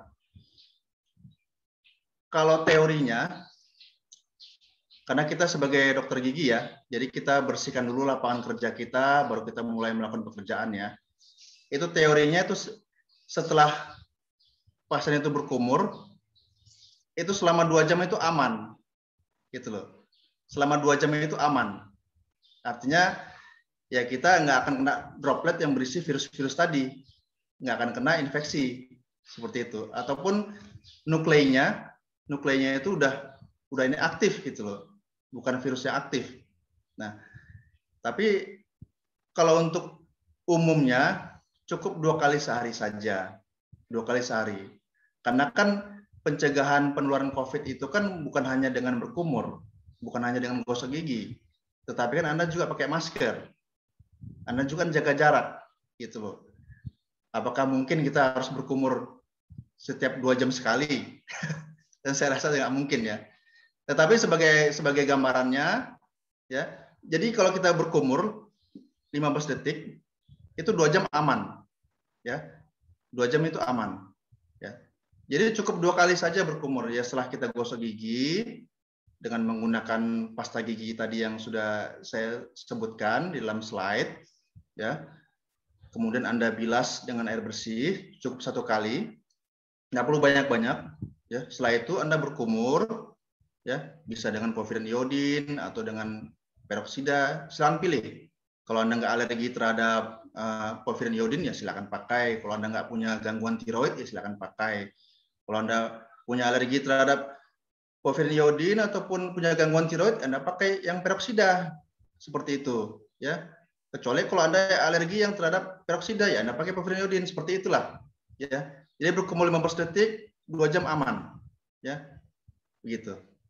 Ya, baik, Dokter Rondan. Tapi bagaimana kemudian dengan pasien atau orang-orang yang kemudian nggak bisa menggunakan tadi obat kumur ya, menggunakan obat kumur. Apakah ada pilihan alternatif lain yang bisa digunakan untuk kumur juga, yang bisa dibuat sendiri mungkin begitu Dok? Yang dibuat sendiri ya? Ya kan banyak beredar saat ini ya, entah itu dia berkumur dengan air hangat kemudian dikasih garam, atau ada campuran-campuran lain. Ketika ada beberapa juga masyarakat yang kemudian ketika mereka menggunakan obat-obat kumur seperti itu, mereka merasa khawatir karena itu kan bahan kimia yang kemudian masuk di dalam mulut, mereka ngerasa nggak nyaman begitu. Ada juga yang memilih, ya saya menggunakan herbal dengan dibuat sendiri yang simpel begitu. Apakah ada pilihan-pilihan yang seperti itu, Dr. Rondan? Ya, kalau pilihan untuk obat kumur itu sebenarnya banyak, ya. Jadi kalau ditanya obat kumur itu apa aja sih? bahan aktifnya ya, bahan aktifnya bukan mereknya. Kalau mereknya itu pasti lebih banyak lagi, ya pasti lebih banyak lagi. Bahan aktifnya apa saja sih dok? Banyak, ada chlorhexidin, ada chlorine dioxide, ya, ada apa namanya tuh, ada minyak esensial, ada yang mengandung alkohol atau ada yang tidak mengandung alkohol, itu banyak. Tetapi yang terbukti secara klinis, sekali lagi, yang terbukti secara klinis, kalau herbal saya mohon maaf saya nggak tahu, ya. Untuk obat herbal saya nggak tahu. Tetapi yang saya tahu, yang saya baca di dalam jurnal-jurnal, dari sekian banyak zat aktif di dalam obat kumur, seperti chlorhexidin, mungkin ada yang tahu ya, chlorhexidin, chlorine dioxide, ya, atau apa namanya, yang mengandung aloe vera, ya seperti itu. Tapi hanya 2 ini yang paling efektif, ya, yaitu povidone iodin dan hidrogen peroksida. Ada juga yang lain juga yang CPC, kandungannya CPC, cetyl pyridinum klorid, ya. Cuma ini kayaknya nggak ada di Indonesia, itu nggak ada, ya. Jadi bahannya itu banyak, ya. Dan ini sudah dilakukan pengetesan sebenarnya, ya. Sudah dilakukan pengetesan. Jadi seperti diadu gitu ya. Tapi sekali lagi ini yang saya tahu. Saya bukan bermaksud membilang, oh yang lain itu udah memang terbukti nggak bagus tuh, nggak. Jadi memang yang saya tahu, yang saya baca dalam penelitian, ada komparasi obat-obat kumur, kandungan-kandungan aktif tertentu, nah dicobakan pada COVID, seperti itu. Nah, keluarlah 2 zat aktif ini, povidone iodin dan hidrogen peroksida. Nah, kalau misalnya pengenceran ya, kalau mungkin ya mau lebih terjangkau gitu ya, itu Anda bisa pakai betadine yang untuk luka saja. Yang untuk luka, ya yang konsentrasi 10%, itu Anda bisa encerkan dengan air bersih. Nah, itu ada rumusnya. Jadi mungkin bisa digunakan juga ya. Dan ini saya rasa aman. Ya, saya rasa aman. Tapi ini nggak saya anjurkan untuk yang hidrogen peroksida ya. Nanti ada yang beli hidrogen peroksida cair di toko kimia terus diencerkan sendiri, itu saya nggak tahu. Saya nggak tahu itu aman atau enggak. Tapi untuk betadine luka yang 10%, yang warna kuning itu loh, tahu ya. Nah, itu bisa kita encerkan dengan rumus ini. Ini perlu saya tuliskan nggak ya? Jadi rumusnya itu V1. V1 ini artinya konsentrasi awal yang mau kita encerkan, dikali K1, ini konsentrasi awal, sama dengan V2, ini adalah konsentrasi setelah kita encerkan, volume setelah kita encerkan, dikali K2, konsentrasi setelah kita encerkan. Oke, kita ambil contoh ya. Povidone iodin 10%, 30 ml. Kita anggap seperti itu ya, yang kecil itu. Itu kita masukkan ke V1, 30 ml, dikali konsentrasinya 10%, ya, sama dengan, kita mau dapat konsentrasi berapa nih? Konsentrasi yang kita mau capai itu kan antara 0,5 sampai 1,5% ya, gitu loh. Oke lah, kita taruh 1%, ya. Nah, volumenya kan kita belum tahu tuh berapa tuh, ya kan? Tapi kita mau mencoba mencari konsentrasi di 1%, ya. Jadi V1 30 ml dikali K1 10% sama dengan V2, ini yang kita mau cari konsentrasi akhirnya. V2 dikali K2. K2 itu konsentrasi akhir ya, kita mau bikin 1%. Nah, setelah saya hitung, ini sudah pernah saya hitung. Nah, itu V2-nya itu konsentrasinya itu adalah 200 kira-kira 270 ml ya. Jadi betadine itu kita campur dengan air 270 ml. Nah, jadilah konsentrasi betadine povidone iodin yang 1%. Begitu ya kira-kira ya. Iya. Ya dok, kalau pembahasan ini sepertinya harus langsung datang ke Dr. Rondan ya. Masyarakatnya menggunakan rumus hitungan. Tapi kalau dijelaskan dengan bahasa yang sangat sederhana, begitu dok, seberapa besar dok kalau di rumah ada betadine ya dok ya? Mungkin 1 tutup betadine itu dengan air berapa banyak dok? Kalau yang mudah dilakukan, atau dengan 1 botol betadine kecil itu dituangkan, masuk, dicampurkan dengan air harus seberapa banyak, Dok? Untuk menerjemahkan rumus yang tadi, Dok. Mungkin teman-teman di sini, para peserta tidak semuanya dari tenaga kesehatan begitu, Dok. Ada juga masyarakat yang awam ini. Ya, sederhananya itu 1 bagian povidone iodin, 10 bagian air. Seperti itulah sederhananya. Ya. Baik. Jadi kalau mau sederhanakan, ambil 1 bagian povidone iodin, campur 10 bagian air. Ya. Jadi 1 berkumur. Tetapi nggak perlu semua berkumur ya, nggak, cukup 15 ml saja. Ya, tetapi rumusnya kurang lebih seperti itu. Ya, kalau misalnya ada ahli kimia di sini mungkin bisa membantu menjelaskan ya. Ya, tapi yang saya tahu itu, ya, 1 bagian povidone iodin, 10 bagian air.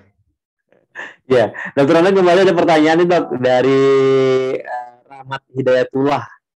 Dokter izin bertanya, jika ibu menyusui terkena COVID dan memiliki gejala radang pada tenggorokan, kira-kira obat apa yang aman pada kasus seperti ini, Dok? Ibu menyusui, Dok. Ya. Ibu menyusui terkena COVID. Ya. Ya, pastikan memang Anda mendapat perawatan dari dokter spesialis ya. Ya. Tapi kalau misalnya ini istri berarti ya. Istri Anda sedang hamil dan terkena radang pada tenggorokan, yaitu Anda bisa berkumur dengan menggunakan hidrogen peroksida tadi. Gitu loh. Karena yang saya tahu povidone iodin itu punya efek samping juga terhadap ibu menyusui. Selain ibu menyusui juga ibu hamil. Ya, tapi kalau bagaimana efek sampingnya saya kurang tahu. Ya, tapi memang perlu diperhatikan ya, mendapat perhatian gitu loh pada ibu hamil ataupun yang menyusui. Ya. Karena walaupun povidone iodin itu dia penggunaannya lokal, penggunaannya hanya pada rongga mulut, tapi dia bisa berdampak sistemik ya. Jadi bisa diserap dan diedarkan ke seluruh tubuh. Ya. Jadi mungkin hal itu yang menjadi perhatian, bahwa perlu diperhatikan bahwa ini kurang aman untuk pasien-pasien yang sedang hamil atau menyusui. Seperti itu ya. Tapi mungkin pilihannya peroksida mungkin aman. Ya. Tapi sekali lagi, ini apakah memang benar-benar radang? Gitu loh. Itu tadi yang saya bilang. Atau jangan-jangan yang lain gitu loh. Ini radang, apakah benar-benar radang karena inflamasi atau ada yang lain? Karena ya selama pandemi ini sangat sulit sekali untuk menentukan ini memang radang karena COVID atau memang karena pengobatannya atau memang karena ada infeksi yang lain yang turut serta seperti memboncengi COVID itu gitu loh. Ya. Jadi memang saya sangat sarankan untuk diperiksa gitu. Karena ya apa yang saya sampaikan ini nggak bisa berlaku untuk semua gitu loh. Tapi gambarannya bisa sama seperti untuk semua. Nah, itu dia. Ya. Oke, mudah-mudahan bisa membantu ya. Ya, baik. Itu dia jawaban dari Dr. Ronde. Mudah-mudahan bisa membantu untuk Bapak Rahmat Hidayatullah yang sudah menyampaikan pertanyaan. Untuk teman-teman yang memiliki pertanyaan, ingin disampaikan langsung kepada Dr. Ronde di Zoom meeting, silakan raise hand ya. Kami akan memberikan kesempatan untuk bertanya langsung. Atau buat teman-teman yang baru bergabung melalui media sosial juga silakan ketik pertanyaannya. Kita masih di sesi tanya jawab. Sekarang saya beralih ke pertanyaan di media sosial, Dok. Ini ada satu pertanyaan yang sudah kita himpun kembali. Saya nggak tahu nih, namanya nggak ditampilkan ya. Mengapa pada orang COVID-19 diikuti dengan hilang pengecapan, Dok? Tadi kan dokter sempat menyinggung juga ya mengenai pengecapan pada lidah begitu, Dok ya. Kenapa sampai kemudian hilang pengecapan? Itu masyarakat mungkin ingin tahu penjelasannya, Dok. Oke, hilang pengecapan ya. Ya. Ya, saya ulangi lagi. Di lidah. Jadi lidah itu juga merupakan perlekatan yang sangat banyak. Ya. Saya bisa analogikan, saya bisa ibaratkan lidah itu mempersilahkan sekali COVID itu untuk datang. Mempersilahkan, disediakan banyak tempat ya untuk COVID itu datang. Ayo, silakan seperti itu. Masuk, banyak tempat untuk Anda gitu. Jadi kok ya virus itu ya leluasa dia karena banyak tempatnya, ya. Dan tempatnya itu sesuai untuk dia, kurang-kurang seperti itu ya, karena reseptor tadi, gitu. Selain lidah, gusi, dan langit-langit keras, ya, 3 bagian itu, ya. Kemudian mengapa sih bisa terjadi kehilangan rasa? Nah, itu dia ya. Jadi selain bisa masuk, jadi kan kalau lidah ini kan banyak puting-puting pengecapan ya, taste buds, ya, papila-papila pengecapannya ya, seperti itu. Dan ini agak anatomis ya. Jadi lidah kita itu ada banyak papila, ada 4 jenis papila. Ya, saya nggak bisa tampilkan gambarnya, tapi ya Anda bisa cari di internet. Nah, khusus untuk papila yang filiformis, yang bentuknya seperti jarum, filiformis, ya, dan juga untuk yang papila yang sirkumvalata, yang paling belakang, itu paling banyak tempat pelekatan untuk COVID-nya. Nah, seperti itu. Nah, mengapa bisa terjadi kehilangan rasa? Karena itu tadi, begitu virus itu masuk, ya, dia menginvasi, dia menginfeksi, timbullah aktivitas imun kita.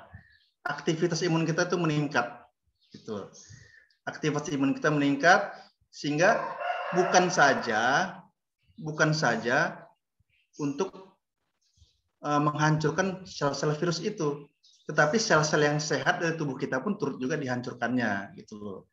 Jadi itu seperti ya mungkin bahasanya itu sama ya, ada kayak cytokine storm kayak gitu ya, inflamasi gitu ya.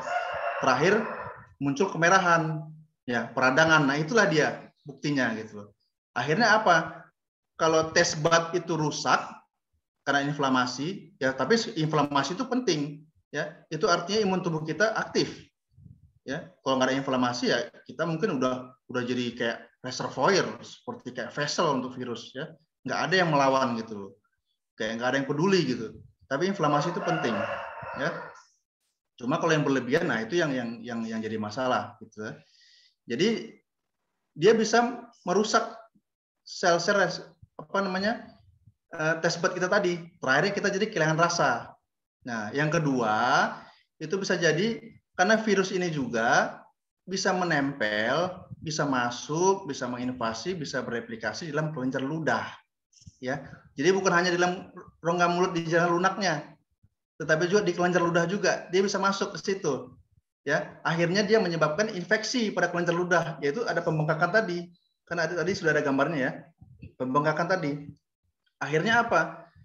Kelenjar ludah itu nggak bisa mensekresikan ludah lagi. Padahal ludah itu juga penting untuk kita bisa merasakan rasa. Karena ada reaksi kimia antara makanan yang kita makan supaya rasa itu bisa ditransferkan ke taste bud kita, ke papila kita, ke puting pengecapan kita, ya. Jadi 2 hal itu ya yang saya rasa pengaruhnya. Mengapa sih kita jadi nggak bisa merasakan gitu loh, ya? Karena di dalam lidah itu tadi ada papila filiformis, ada papila volata, ya. 2 tempat ini yang paling banyak reseptor tempat pelekatan, ya, di lidah, khususnya di lidah, ya. Selain di lidah, itu di kelenjar ludah, ya. Tandanya itu apa? Ya mulutnya jadi kering, karena kalau kelenjar ludahnya terinfeksi, otomatis fungsinya terganggu. Fungsi kelenjar ludah itu ya untuk mengeluarkan ludah, untuk mengeluarkan air liur, saliva. Nah, saliva itu gunanya untuk apa? Untuk membantu pencernaan makanan secara kimia, ya. Jadi kita bisa merasakan. Nah, begitu, ya. Tetapi yang perlu diketahui juga, ini kabar baik juga.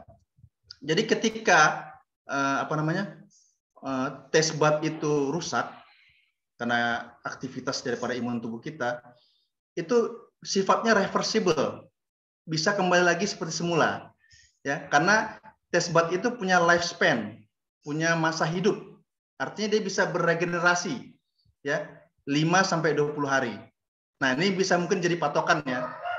Coba mungkin Anda coba eksperimen sendirilah. Hari ini di tanggal berapa ini? Tanggal 14. Oh, saya sudah mulai kehilangan rasa gitu ya. terus Anda mungkin periksa, terus dinyatakan sembuh. Nah, coba dihitung sampai Anda mulai mengalami sensasi rasa lagi ya. Jadi teorinya itu tes sebat itu, puting pengacapan itu punya lifespan, punya masa hidup. Jadi kalaupun dia rusak nggak perlu khawatir. Nah itu syukurnya.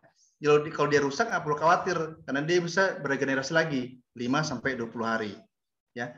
Tapi mudah-mudahan nggak kena ke persarafan di kelenjar ludah. Karena kalau kena persarafan di kelenjar ludah, ya itu bisa jadi prolong COVID.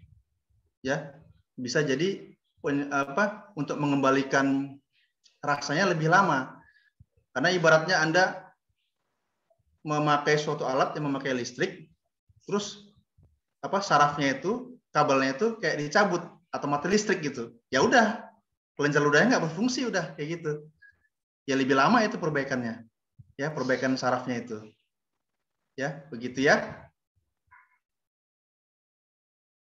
Ya, Dokter Ronden, kalau pada kasus yang seperti tadi Dokter Ronden bahas ya, mengenai seseorang yang kemudian hilang pengecapan ya, nggak ngerasa, ketika makan nggak ngerasa, kemudian dia terhitung sudah selesai masa isoman, gejala sudah tidak muncul, tapi tetap satu tidak bisa merasa dengan rentang waktu yang cukup lama. Apakah ada hal-hal yang bisa dilakukan untuk kemudian menstimulasi agar itu bisa cepat kembali begitu, Dok?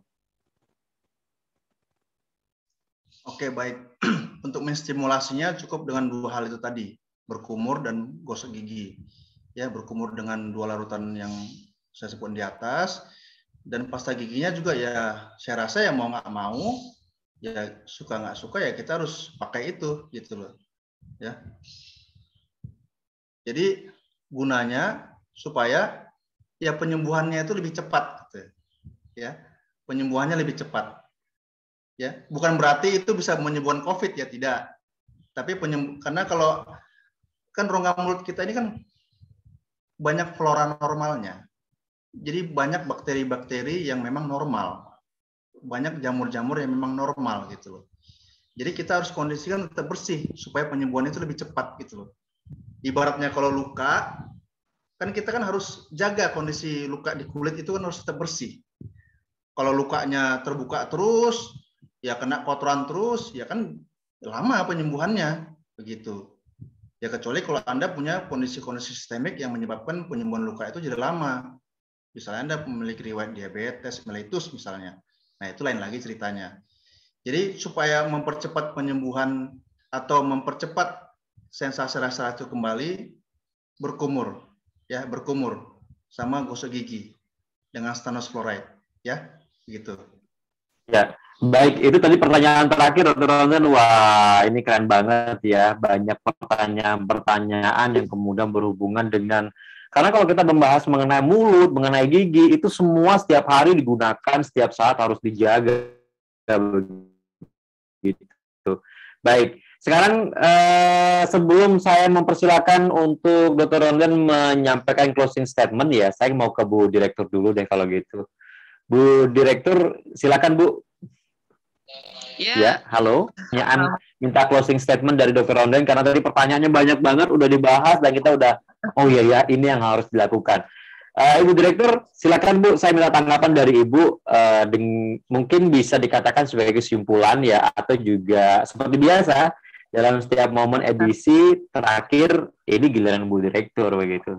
Silakan Bu. Iya, hari ini latar belakangnya beda. Ya. Latarnya. Ya, latar belakangnya beda ya. Oh, ya. Siap. Jadi mengenai kesehatan gigi dan mulut, terutama kesehatan mulut ya, dari dalam masa pandemi ini sangat penting.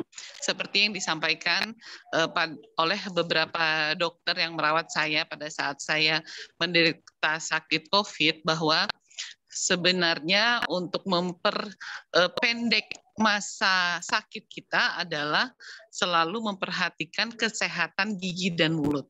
Jadi sikat gigilah beberapa kali di dalam satu hari, dan sering-seringlah berkumur. Itu tadi dengan cairan mungkin betadin atau apa yang kita punya di rumah. Dan itu memang saya juga kerjakan. Sama seperti yang saya ini, Dokter Ronden, saya ini survivor, Dok. Saya 2 kali masuk rumah sakit MUIS ini dirawat jadi pasien COVID. Iya, Dokter Laima. Jadi saya sudah disampaikan oleh beberapa teman-teman DPJP menyampaikan, Dok, yang penting ini, Dok, sikat giginya gitu ya. Baru saya sadar, oh iya ya benar.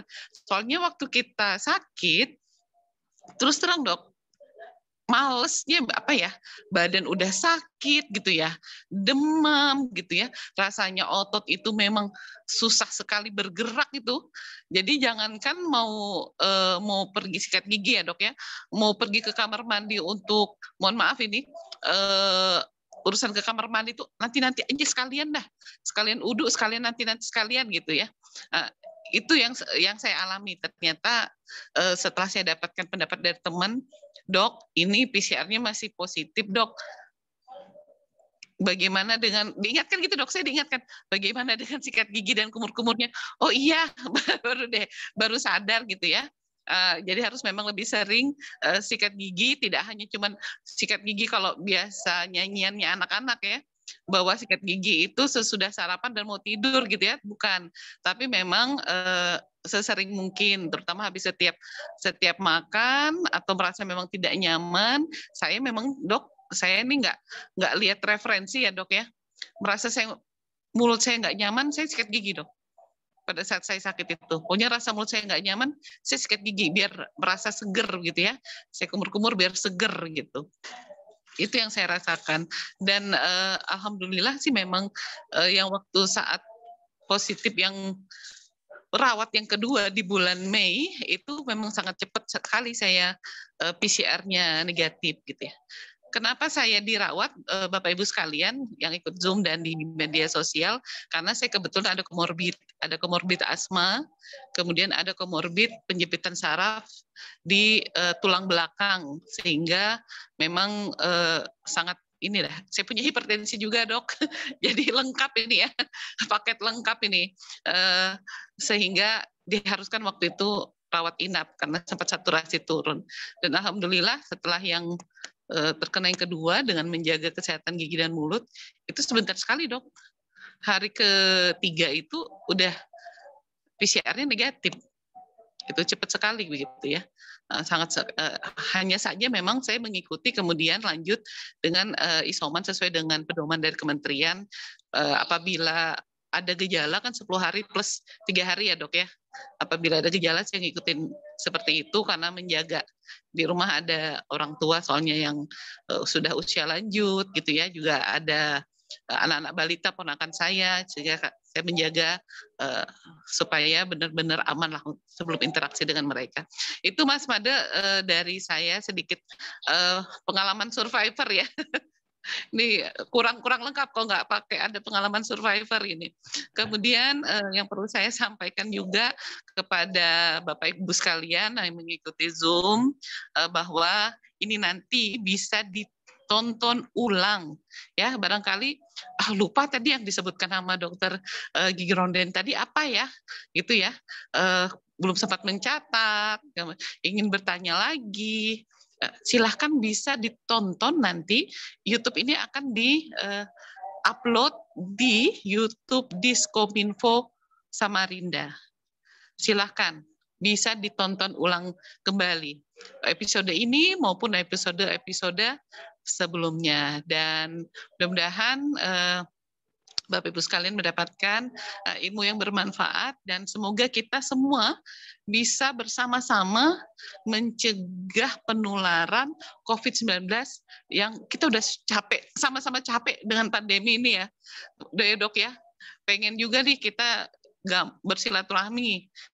Hari ini nih misalnya nih, ulang tahun mau ketemuan juga susah, padahal biasanya kita bisa sharing gitu ya, Dok ya, bisa bersilaturahmi, tapi ya alhamdulillah lah, semua kita bersyukur, kita sehat, dan teman-teman saya semua yang sekarang sedang terpapar, semoga lekas sembuh, tetap semangat ya, teman-teman di sana semua, di rumah yang sedang isoman ataupun yang dirawat di rumah sakit, semangat, semangat, dan semangat.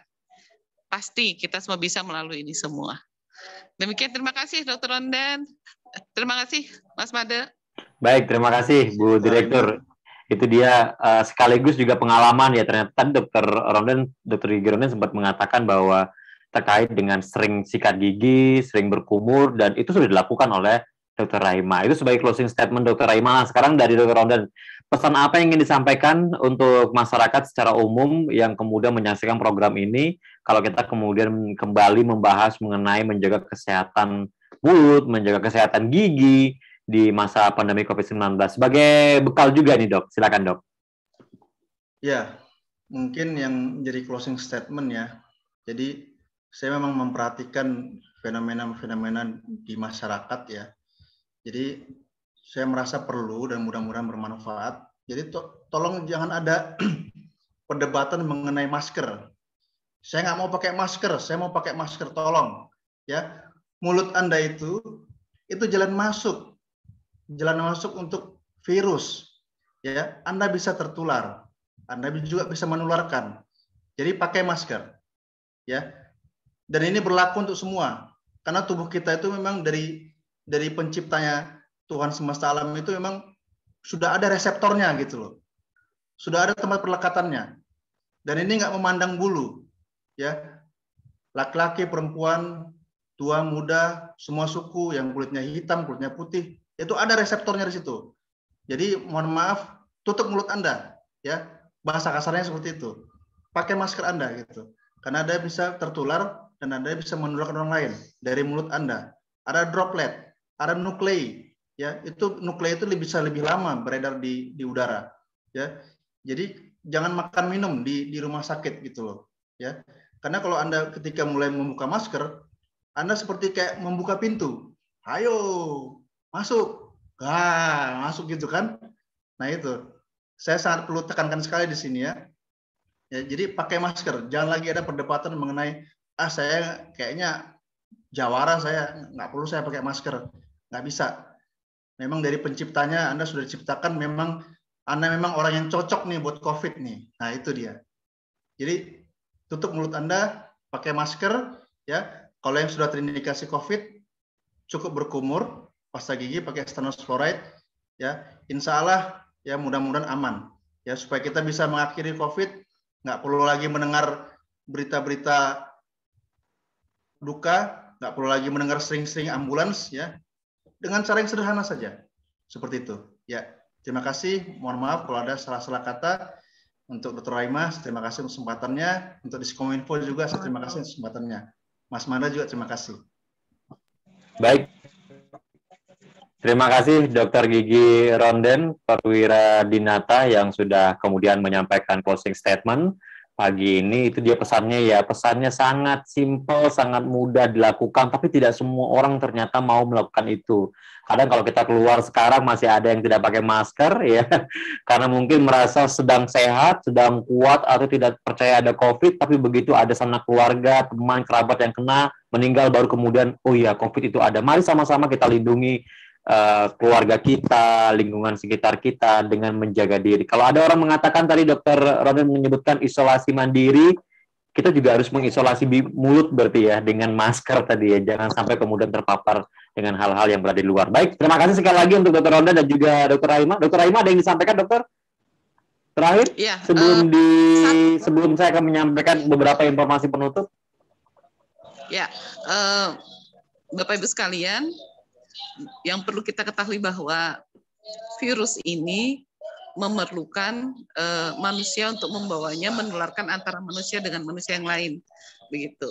Jadi benar dalam jarak yang kurang dari 2 meter itu apabila kita tidak memakai masker, maka kita bisa menularkan, membawa virus itu kepada orang lain. Tuh, jadi ya jangan lupa 6M-nya, ya. Demikian Mas Mada, terima kasih. Kita insya Allah ketemu kembali nanti hari Rabu. Terima kasih semua. Baik.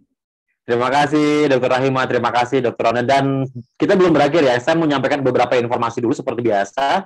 Saya mengingatkan untuk teman-teman yang mau mendapatkan informasi update, silakan bisa mengikuti atau memfollow akun media sosial Pemerintah Kota Samarinda, akun media sosial Rumah Sakit Umum Daerah Inci Abdul Muiz Samarinda, atau di YouTube channel Kominfo dan juga PKRS Rumah Sakit Umum Daerah Inci Abdul Muiz ya. Dan sekarang saya akan menghadirkan informasi mengenai, nah ini nomor telepon yang kemudian bisa dihubungi seperti biasa. Kami hadirkan untuk teman-teman semua, masyarakat Kota Samarinda. Ini untuk nomor layanan telekonsultasi isoman COVID-19 Puskesmas Sekota Samarinda. Silakan jika Anda kemudian ingin konsultasi dengan tenaga kesehatan yang ada di Samarinda atau dengan puskesmas terdekat, nomornya sudah ada, nomor layanan telekonsultasi. Selain nomor layanan telekonsultasi, juga Anda dapat menghubungi tim Satgas di tingkat kecamatan.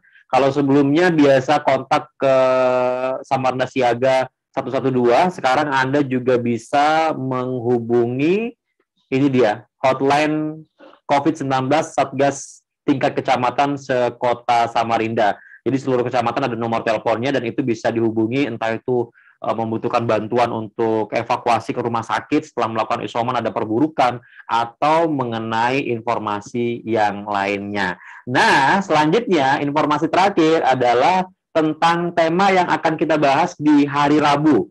Sekarang weekend, di hari Sabtu, minggu depan kita ketemu di hari Rabu. Apa tema yang akan kita bahas? Minggu depan, di hari Rabu, di pukul 9 waktu Indonesia Tengah, kita akan membahas tema mitos versus fakta seputar pemeriksaan laboratorium penunjang diagnosis COVID-19. Kapan waktu yang tepat memulai dan mengakhiri isoman? Kami akan menghadirkan narasumber untuk Rabu depan. Yang akan hadir adalah Dr. Didi Irwadi, spesialis patologi klinik. Karena beberapa pertemuan sebelumnya ada yang bertanya mengenai CT, bagaimana caranya menurunkan, bagaimana caranya meningkatkan, kapan harus isoman, kapan harus selesai, kenapa harus nambah lagi isomannya. Itu yang akan kita bahas minggu depan. Sekali lagi terima kasih untuk semua yang sudah bergabung di Bincang Sehat bersama Muiz pagi ini. Semoga teman-teman semuanya dalam kondisi sehat.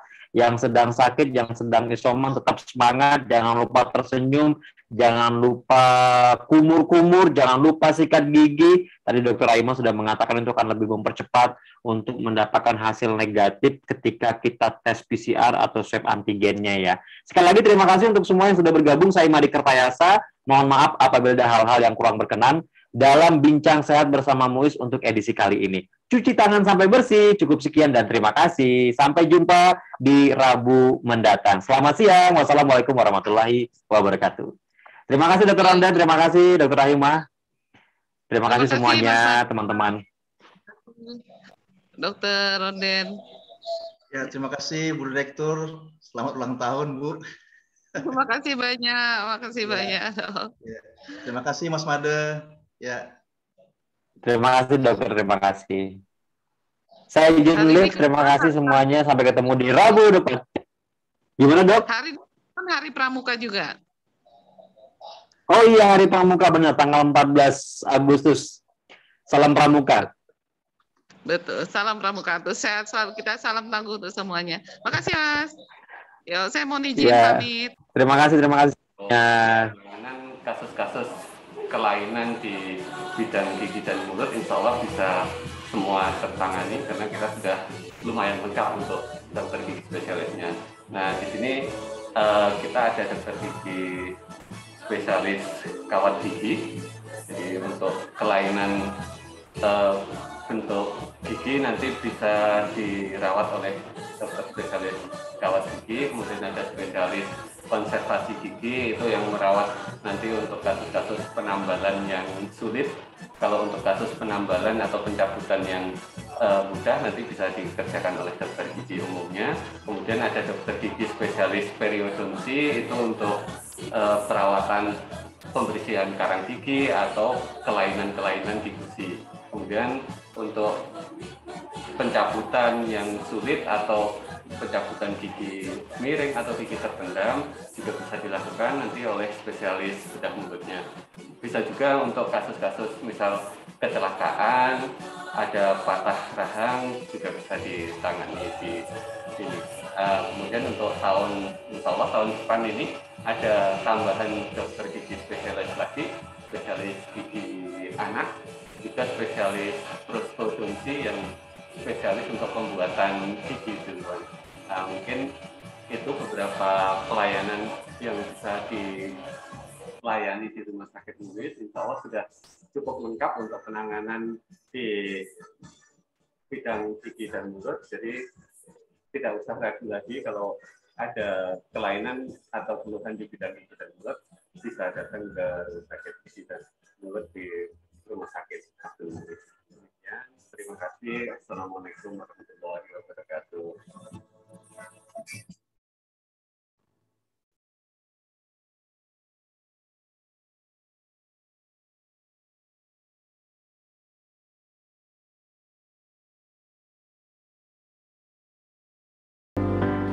Samarinda sekarang menghadapi perkembangan COVID-19 yang semakin meningkat. Banyak saudara-saudara kita yang saat ini sedang berjuang melawan virus COVID-19. Mereka sangat membutuhkan bantuan kita. Jika Anda penyintas COVID-19, jadilah pahlawan untuk Samarinda. Saya Rusmadi Wongso, Wakil Wali Kota Samarinda, mengajak Anda semua untuk bergabung bersama kami dengan cara mengisi tautan di bawah ini. Jadilah pahlawan plasma. Be a hero, save lives. Samarinda butuh kalian.